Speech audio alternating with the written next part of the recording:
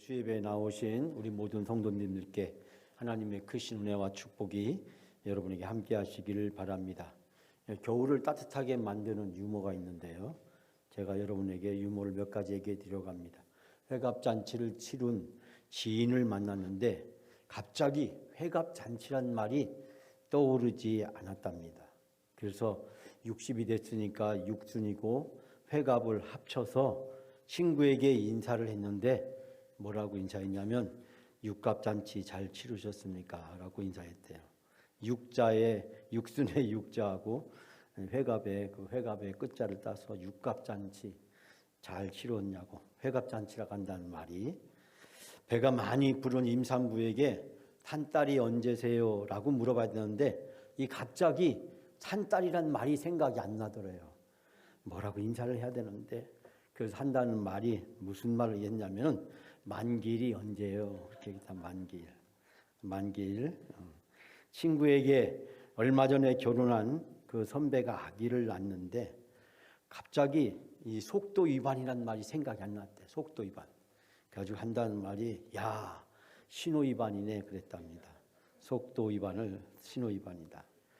겨울에 버스를 탔는데 너무 추워서 기사 아저씨 보고 히터 좀 틀어달라고 한다는 말이 아저씨 추워요. 보일러 좀 틀어주세요. 그랬답니다. 버스에서 버스 기사님 보고 보일러를 틀어달라고 했다는 거예요.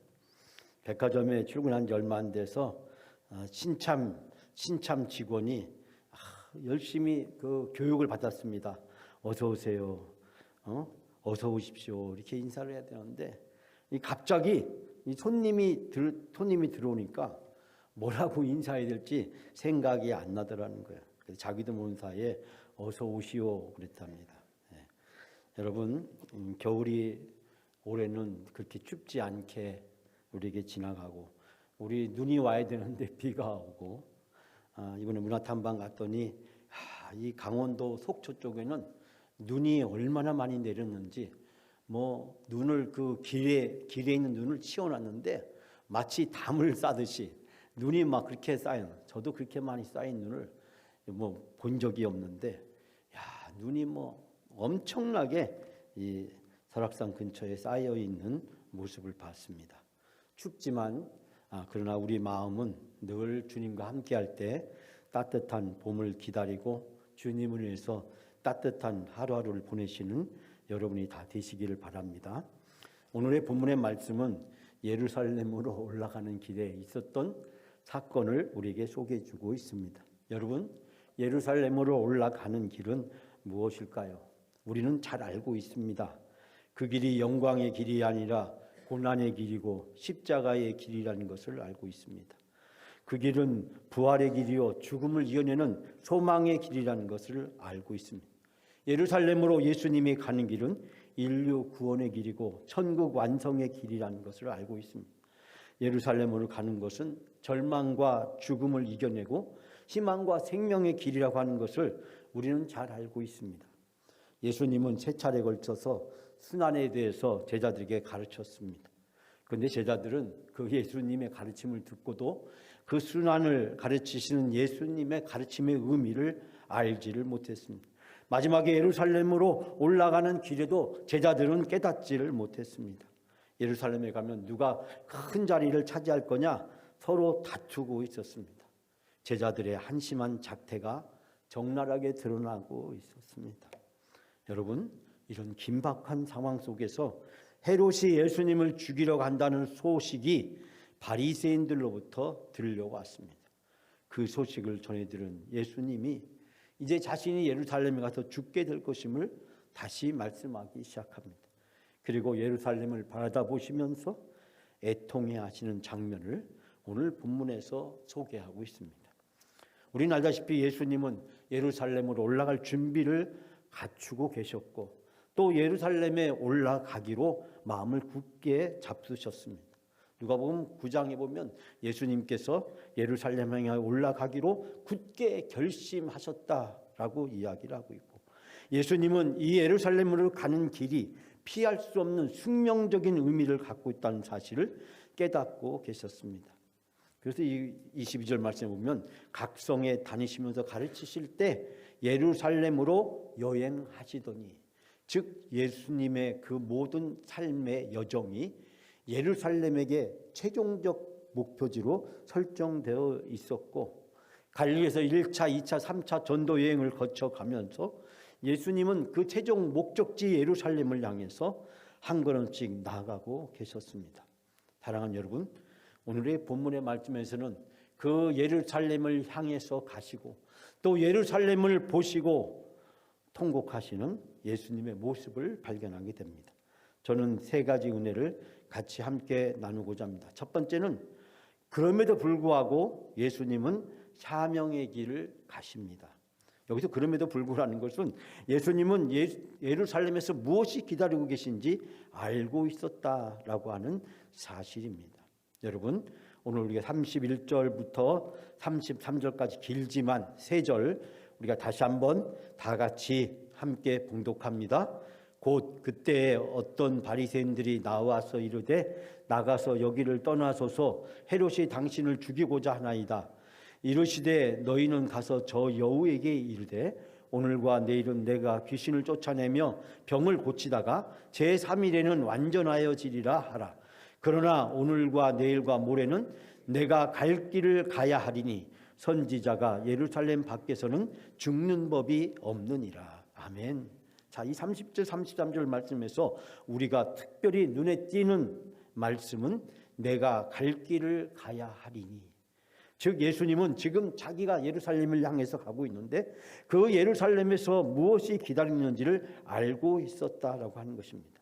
즉 세례 요한이 죽은 후에 예수님을 만나고 싶어 했던 헤롯이 이제 예수님을 죽이기 위한 구체적인 음모들을 진행하고 있는 것을 발견하게 됩니다. 즉 예수님에 대한 배척이 좀 더 가속화되었고 바리새인과 사두개인과 제사장들과 그리고 이 헤롯까지 결탁해서 예수님의 목숨을 수시탐탐 노리고 있었습니다. 예수님께서는 자신이 이제 이 헤롯의 손에 의해서 죽게 될 것이 아니라 예루살렘에서 죽으시고 다시 3일 만에 부활할 것을 암시하시면서 자신의 미래를 말씀하고 계십니다. 31절에 여기를 떠나소서라고 바리새인들이 이야기합니다. 이 이야기는 당시 갈릴리와 베레 지방을 통치하고 있었던 본부왕 헤롯 안티파스가 예수를 죽이려고 하는 음모를 가지고 있었습니다. 헤롯의 통치권에 미치지 못하는 유대 지방으로 도망가라고 바리새인들은 그렇게 이야기합니다. 그러나 이것은 다분히 예수님을 보호하기 위한 것이 아니라 예수님의 음모가, 예수님을 죽이려는 음모가 좀 더 구체화되고 있다는 상황을 우리로 하여금 발견해 줍니다. 그때 32절 말씀에 우리에게 눈에 띄는 제목은 바로 여우라고 말씀하고 계십니다. 즉 팔레스타인의 전 지역에 배포되어 있는 이 짐승은, 여우라고 하는 짐승은 이 재빠르고 간교하며 음기응변에 능한 그런 짐승이었습니다. 그래서 예수님께서 헤롯을 가리켜서 여우라고 부르신 것은 협박과 속임수로 그가 자신의 관할 지역으로부터 쫓아내려고 했던 헤롯의 그 교활함과 간사함을 지적하고 있는 것을 보게 됩니다. 오늘과 내일은 예수님께서 살아계셔서 사역을 수행하시는 기간을 얘기하고 제3일에는 예수님이 다시 십자가에서 죽으신 다음에 부활하시게 될 그 날짜를 상징적으로 우리에게 표현하고 있는 것을 발견하게 됩니다. 이 31절 33절에서 예루살렘을 향해서 가고 계신 그 예수님의 심정이 이 33절에 적나라하게 들어 있습니다. 내가 갈 길을 가야 하리니. 즉 예수님은 헤롯과 바리새인들의 권모 술수가 있음에도 불구하고 인류 구속을 위한 하나님이 예정해 놓으신 일정표를 따라서 갑니다. 예수님의 사역의 종착점, 십자가에서 죽음과 부활을 향해서 예수님은 자기가 피할 수 없는 길이라는 사실을 발견하고 계셨습니다. 여러분, 결혼한 예수님의 마음을 우리는 이 표현을 통해서 발견하게 됩니다. 내가 갈 길을 가야 하리니. 지금 나를 기다리고 있는 저 예루살렘의 길이, 그리고 예루살렘에서 내가 겪어야 될 일이, 그리고 내가 골고다로, 그리고 십자가로 내가 감당해야 할 고난의 무게가 얼마나 큰 것인가를 예수님은 알고 계셨음에도 불구하고 피할 수 없는 자기의 운명과 사명의 길을 놓지 않고 그 길을 향해서 나아가는 예수님의 심정이 내가 갈 길을 가야 하리니, 이 표현을 통해서 듬뿍 담겨져 있는 것을 발견하게 됩니다. 자기를 해치려는 많은 사람들의 핍박과 술책이 있음에도 불구하고 예수님께서는 조금도 위축당하시거나 염려하지 않으십니다.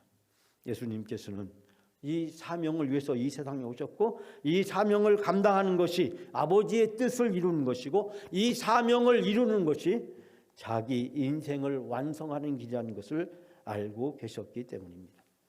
예수님이 가까이 예루살렘을 향해서 나가면 나갈수록 이 마귀와 사탄은 저 제사장들과 바리새인들과 사두개인과 그리고 심지어 헤롯까지 동원해서 예수님을 해치려고 하는 음모는 구체적으로 진행되고 있음을 발견하면서 33절에 예수님께서는 이렇게 말씀하십니다. 선지자가 예루살렘 밖에서 죽는 법이 없느니라. 즉 예루살렘에서 내가 죽어야 된다라고 하는 그 예수님의 결연한 고백을 우리는 여기에서 발견하게 됩니다. 내가 가야 할 길을 가리니 그 길이 예루살렘으로 가는 길이고 예루살렘에서 죽는 길이라고 하는 사실을 우리는 예수님이 고백하고 계신 것을 발견하게 됩니다. 사랑하는 여러분, 사순절의 신앙 여정은 바로 영적 전쟁의 길입니다. 그것은 바로 고난을 넘어서 십자가로 가야 되는 길입니다. 마귀와 사탄이 끊임없이 공격하고 그리고 적들이 자기를 삼키려고 하는 길입니다. 그러나 십자가의 너머에 그 고난의 저편에 부활이 있고 영광이 있고 소망이 있고 기쁨이 있다는 사실을 예수님은 알고 계셨습니다. 사랑하는 여러분, 사순절은 인생 여정의 축소판인 것입니다. 우리가 이 사순절 한 달 기간 동안에 우리가 이 걸어가는 이 신앙의 여정은 우리 천국 가는 우리 전체 인생의 그 여정에 작은 축소판을 보여줍니다.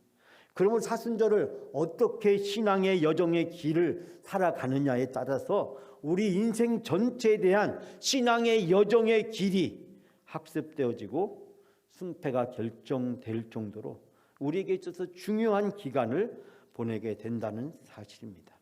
인생의 여정이든 사순절의 여정이든 주님은 우리와 함께 동행해 주시고 우리가 믿음으로 순종하고 맡기면 선장 되시는 예수님이 우리를 도와주시고 우리를 승리의 길로 인도해 주십니다. 우리는 사순절을 보내면서 십자가만을 바라다보고 무덤과 그리고 죽음만 바라보고 절망에 빠져서는 안 됩니다. 십자가 너머에 부활과 천국이 우리를 기다리고 있고 그 무덤과 죽음 너머에 희망과 구원이 우리를 기다리고 있는 줄 믿습니다. 사랑하는 여러분, 그날은 바로 우리를 위해서 예비해 놓으신 하나님의 놀라운 부활의 역사가 이루어지는 날인 줄 믿습니다. 우리는 부활을 향해서 지금 이 사순절의 여정을 나가고 있습니다. 그 가는 길에 가시밭길도 있고 돌짝밭길도 있고 우리가 고난의 길도 있고 어렵고 힘든 길도 있고 십자가를 메야 되는 길도 있고 채찍에 맞아야 되는 경우도 있고 그리고 조롱과 비웃음을 겪어야 되는 있고 목이 찢어지는 듯한 타는 갈증을 느껴야 되는 고난과 역경이 우리를 기다리고 있을지도 모릅니다. 그러나 그 길의 끝에는 우리를 보시고 환하게 웃으시는 부활하신 예수 그리스도가 우리를 부활의 소망으로 인도해 주실 줄 믿습니다. 두 번째로 예루살렘은 예루살렘의 미래를 보고 통곡하시는 예수님을 발견하게 됩니다. 자, 우리가 34절 다 같이 함께 34절 봉독합니다. 예루살렘아 예루살렘아 선지자들을 죽이고 내게 파송된 자를 돌로 치는 자여 암탉이 저 새끼를 날개 아래 모음같이 내가 너희의 자녀를 모으려고 한 일이 몇 번이냐 그러나 내가 원하지 아니하였도다. 아멘. 예루살렘을 바라다보시고 그 예루살렘의 미래를 아시는 예수님이 통곡하시는 장면을 소개하고 있습니다. 우리가 함께 읽지 않았지만 35절 상반부에 보게 되면 보라 너희 집이 황폐하여 버린 바 되리라. 예루살렘의 미래에 대해서 이야기를 하고 있습니다. 예루살렘아 예루살렘이나 반복해서 예수님은 탄식하고 예루살렘을 부릅니다. 예언자들을 죽이고 내게 파송된 사람을 돌로 치는구나. 암탉이 제 새끼를 날개 아래 품듯이 내가 몇 번이나 내 자녀들을 품어 모으려고 했다. 그러나 너희가 그것을 원하지 아니하였다라고 이야기하면서 보아라, 너희 집은 버림을 받게 될 것이다. 예루살렘을 바라다 보면서 애통하시는 예수님의 모습을 발견하게 됩니다. 마태는 그가 쓴 복음서 마태복음 23장에서 그 예루살렘에서 예수님의 죽음에 관해서 언급을 하면서 유대 지도자들이 예수님을 죽였다라는 데 초점을 맞추고 기록하고 있는 데 비해서 오늘 우리가 함께 봉독한 누가복음은 예루살렘의 멸망과 책임이 바로 그 예루살렘의 죄 때문이라는 사실을 우리에게 이야기를 하고 있습니다. 여러분, 예루살렘을 반복해서 부르시며 탄식하시는 그 주님의 비극적인 부르짖음을 우리는 여기에서 보게 됩니다. 즉 예루살렘으로 대표되는 모든 이스라엘 민족에 대한 하나님의 두려운 심판이 그들에게 임박했음을 가르쳐주고 있습니다. 이 예언은 AD 70년 로마의 디도 장군에 의해서 예루살렘이 함락되고 AD 135년에 예루살렘에 거주하는 모든 유대인들이 예루살렘에서 추방됨으로써 예언이 성취가 됩니다. 예루살렘이 멸망하고 그리고 예루살렘에 거주하던 모든 유대인들이 예루살렘에서 추방되어서 디아스포라로 떠돌게 되었습니다. 우리는 여기에서 하나님의 준엄한 심판을 피할 수 없었던 예루살렘의 모습을 발견하게 됩니다. 예수님은 그 예루살렘의 미래를 알고 계셨고 보고 계셨습니다. 그리고 예수님은 그 슬픔에 빠져서 오늘 예루살렘아 예루살렘아 하면서 탄식하고 계신 것을 보게 됩니다. 사랑하는 여러분, 하나님은 이스라엘 백성을 애굽의 바로의 노예에서 하나님의 백성으로 선택하시고 적과 끓는 땅으로 인도해 주셨습니다. 그 엄청난 선택적 은총을 받은 이스라엘 백성이 하나님 말씀에 불순종하고 그들이 세상의 왕을 쫓게 되었을 때 남왕국 북왕국으로 그리고 아수르 바벨론에게 멸망을 당합니다. 그리고 멀리 바벨론으로 포로로 붙잡혀간 저 이스라엘 백성을 하나님은 버리지 아니하시고 또다시 선택적 은총을 베풀어 주셔서 바벨론으로부터 예루살렘으로 되돌아올 수 있는 은혜를 베풀어 주셨습니다. 여러분, 그럼에도 불구하고 그들이 예수 그리스도를 십자가에 못 박아 죽임으로 말미암아 예수 그리스도를 거부함으로 말미암아 그들은 또다시 하나님의 선택적 은총을 저버리게 되었고 결국 예루살렘에서 영원히 쫓겨나는 그런 놀라운 하나님의 징벌, 징계와 심판을 받게 되었음을 발견하게 됩니다. 1948년 이스라엘 유대인들이 다시 예루살렘에 돌아가는 길이 열렸지만 그러나 이스라엘의 온전한 회복은 언제까지 이루어질지 알 수가 없습니다. 하나님의 구원의 역사는 이처럼 그 선택적 은총을 저버렸을 때 하나님은 자신의 역사를 결코 중단하지 않는다는 사실입니다. 사랑하는 여러분, 하나님이 이스라엘에 대한 회복의 역사는 어떻게 이루어질지 우리는 알 수가 없습니다. 그러나 중요한 것은 하나님은 인류를 향한 하나님의 구원의 계획은 결코 중단이 없다는 사실입니다.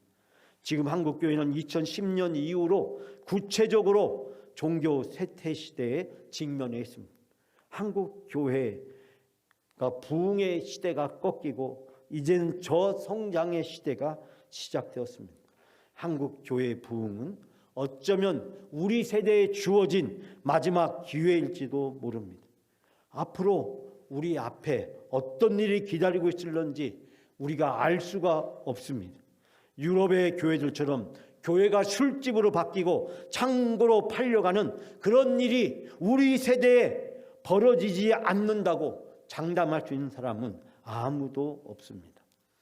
앞으로 한국 사회의 부동산 가격은 폭락하게 될 것이고 그로 인해서 교회는 급속하게 고령화될 것이고 만약에 우리가 타임머신을 타고 10년, 20년 뒤에 미래를 다녀올 수 있다고 한다면 아마 유럽에 있는 교회들처럼 술집으로 교회가 팔려가고 창고로 팔려가는 그런 안타까운 모습들이 우리 한국교회의 자화상이 될런지도 모릅니다. 우리는 지금 우리 한국교회를 바라보면서, 그리고 우리 교회를 바라보면서 예수님처럼 탄식으로 울부짖고 기도해야 될 때일런지 모릅니다. 어쩌면 이것이 우리에게 주어진 마지막 사명이 될 수도 있다는 사실을 우리는 기억해야 됩니다. 예루살렘을 보고 탄식하시는 주님의 마음, 그 애끓는 마음이 여러분의 마음이 되어주시고 우리 영광 성도님들의 마음이 되시기를 간절히 바랍니다. 마지막 세 번째로, 그러나 하나님의 천국 비전은 중단 없이 계속됩니다. 자, 오늘 35절 말씀 우리가 다시 한번 마지막으로 함께 봉독합니다. 보라, 너희 집이 황폐하여 버린 바 되리라. 내가 너희에게 이르노니 너희가 주의 이름으로 오시는 이를 찬송하리로다 할 때까지는 나를 보지 못하리라 하시니라. 아멘.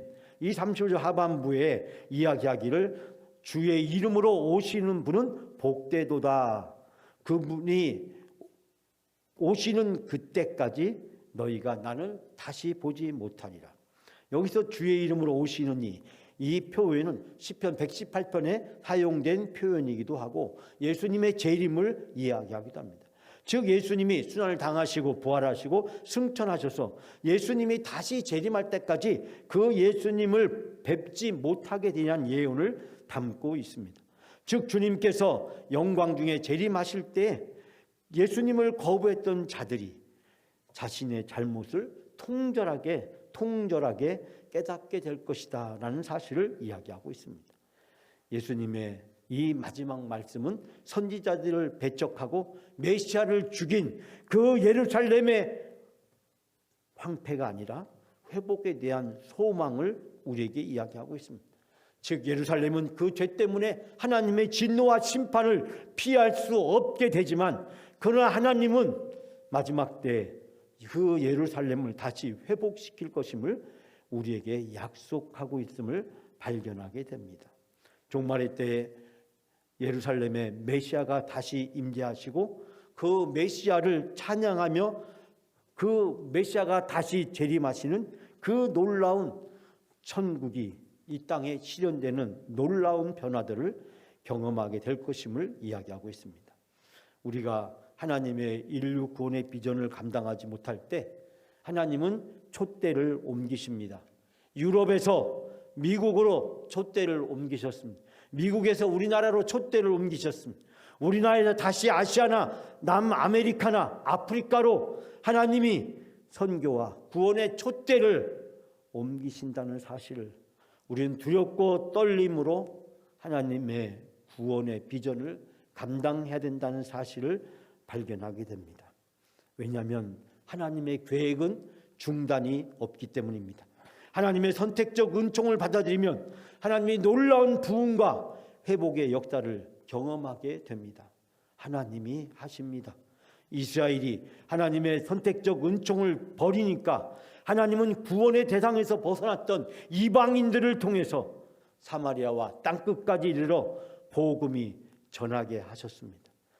내가 아니면, 우리가 아니면 하나님은 또 다른 사람과 또 다른 민족들을 통해서 하나님의 구원과 하나님의 비전은 계속된다는 사실입니다. 저는 오늘 여러분에게 마지막으로 시 한 편을 읽어드리려고 합니다. 도종환 시인이 쓴 흔들리며 피는 꽃이라는 시입니다.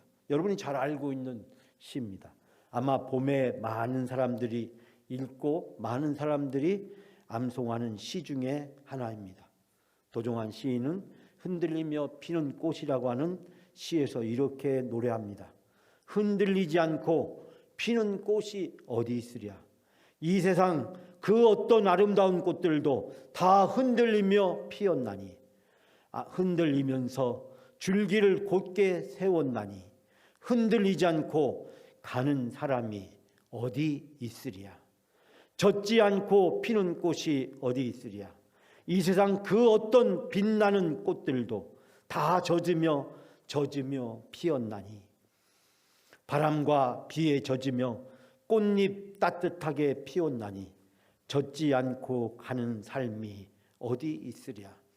저는 이 시를 보면서 흔들리지 않고 피는 꽃이 어디 있겠느냐, 흔들리지 않고 가는 사람이 어디 있겠느냐, 젖지 않고 피는 꽃이 어디 있겠느냐, 젖지 않고 가는 삶이 어디 있으랴.